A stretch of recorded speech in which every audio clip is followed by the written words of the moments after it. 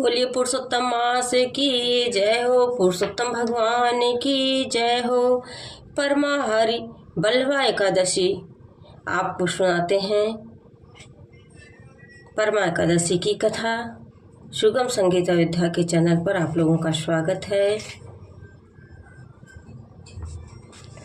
पुरुषोत्तम मास के कृष्ण पक्ष की एकादशी को परमा अथवा हरिबल्लभा एकादशी कहते हैं। इस दिन भक्ति पूर्वक नरोत्तम भगवान विष्णु जी की पूजा करने से दुर्लभ सिद्धियों की प्राप्ति होती है। धर्मराज युधिष्ठिर बोले, हे वासुदेव, अब कृपा करके मलमास के कृष्ण पक्ष की एकादशी का नाम, उसके व्रत की विधि तथा महात्म्य को विस्तार पूर्वक बतलाएं। श्री कृष्ण बोले, हे राजन, इस एकादशी का नाम परमा है। इस व्रत के प्रभाव से समस्त पाप नष्ट होकर लोक में सुख तथा अन्य में अनंत में मुक्ति मिलती है। शुक्ल पक्ष की एकादशी के समान ही इसकी विधि है। नरोत्तम भगवान का भक्ति पूर्वक पूजन ही इसकी विधि है। नरोत्तम भगवान का भक्ति पूर्वक पूजन इस एकादशी में करना चाहिए। इस बारे में एक मनोहर कथा जो कल्पलय नाम नगर में हुई है, तुमसे कहता हूँ। प्राचीन काल में कंपलय नामक रमणीय नगर में सुमेधा नाम का एक अत्यंत धर्मात्मा ब्राह्मण रहता था। इसकी स्त्री भी अत्यंत पतिव्रता थी, परंतु दुर्भाग्यवश वह अत्यंत दरिद्र थे। अनेकों मनुष्यों से भिक्षा मांगने पर भी उनको भिक्षा नहीं मिलती थी। इस कारण भली प्रकार भोजन, वस्त्र और रहने की स्थान तक नहीं था। रूप व यौवन से संपन्न उसकी स्त्री अपने पति सहित अत्यंत कठिनता से जीवन निर्वाह किया करती थी।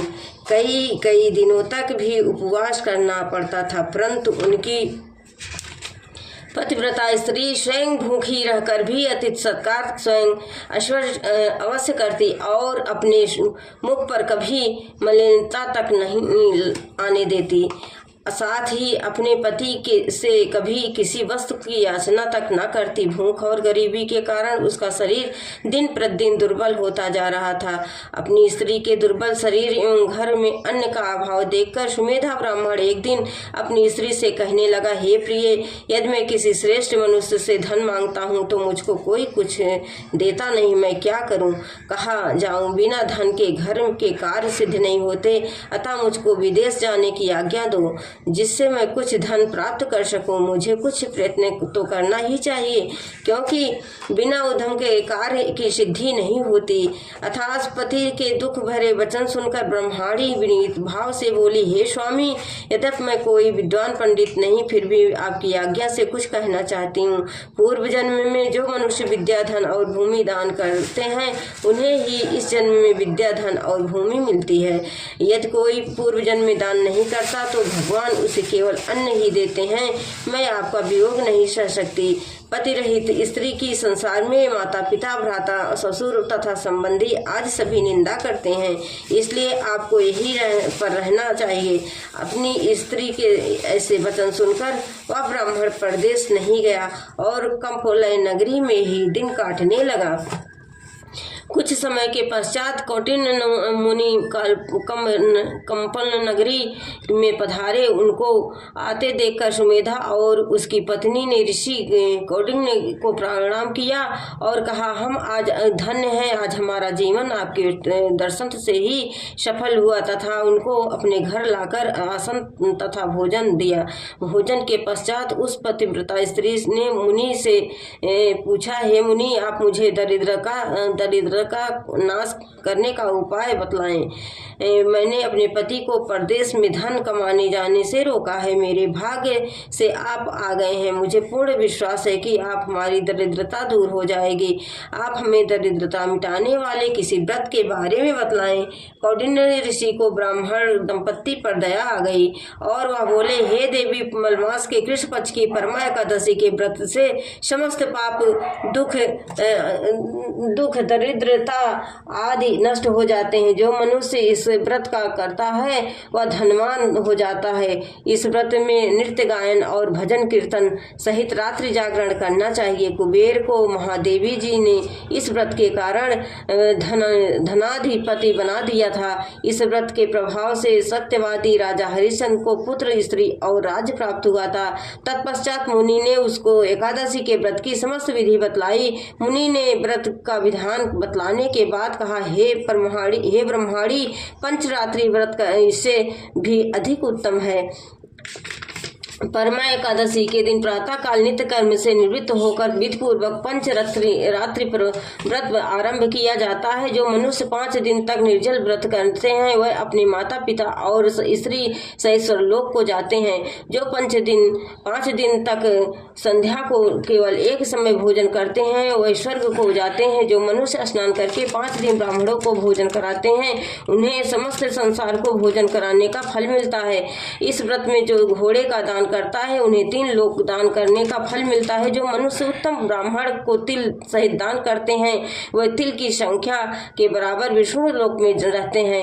जो घी का पात्र दान करते हैं वह विष्णु लोक को जाते हैं। जो 5 दिन तक ब्राह्मण पूर्वक रहते हैं, ब्रह्मचर्य पूर्वक रहते हैं, वह देवगणनाओं के साथ स्वर्ग में भोग करते हैं। पवित्रते तुम अपने पति के साथ इस व्रत को करो, इससे तुम्हें पर्याप्त धन और सिद्धि प्राप्त होगी और अंत में पति सहित स्वर्ग को जाओगी।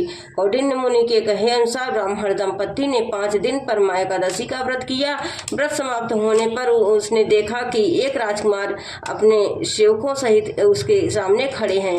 राजकुमार ने ब्राह्मण की प्रेरणा से एक सुंदर नवीन मकान जो कि सब वस्तुओं से सजा हुआ था रहने के लिए उन्हें दिया। साथ ही राजकुमार आजीविका के लिए 1 ग्राम देकर अपने महल को चले गए। वह दोनों इस व्रत के प्रभाव से अपनी संतानों सहित अनंत सुख होकर अंत में स्वर्गलोक को प्राप्त हुए।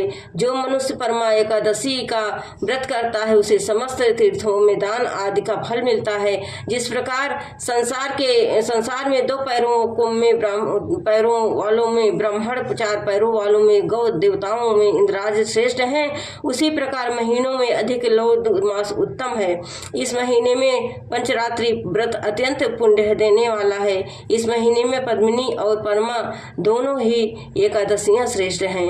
उनके व्रत से समस्त पाप दक्षिण हो जाते हैं। दुर्बल मनुष्य को भी कम से कम 1 व्रत अवश्य करना चाहिए। जो मनुष्य अधिक मास स्नान तथा एकादशी को व्रत नहीं करते उन्हें आत्मघात का पाप लगता है।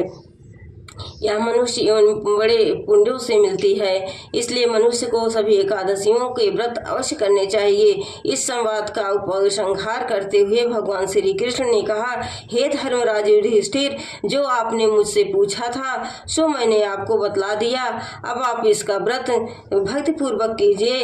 जो मनुष्य अधिक मास लौत की एकादशी तथा शिवरात्रि का व्रत करते हैं वह स्वर्ग में इंद्र के समान भोगों को भोगते हुए तीनों लोकों में वंदित होकर विष्णु लोक को प्राप्त हो जाते हैं। बोलिए पुरुषोत्तम भगवान की जय। ओम नमो भगवते वासुदेवाय नमः। ओम नमो भगवते वासुदेवाय नमः। ओम नमो भगवते वासुदेवाय।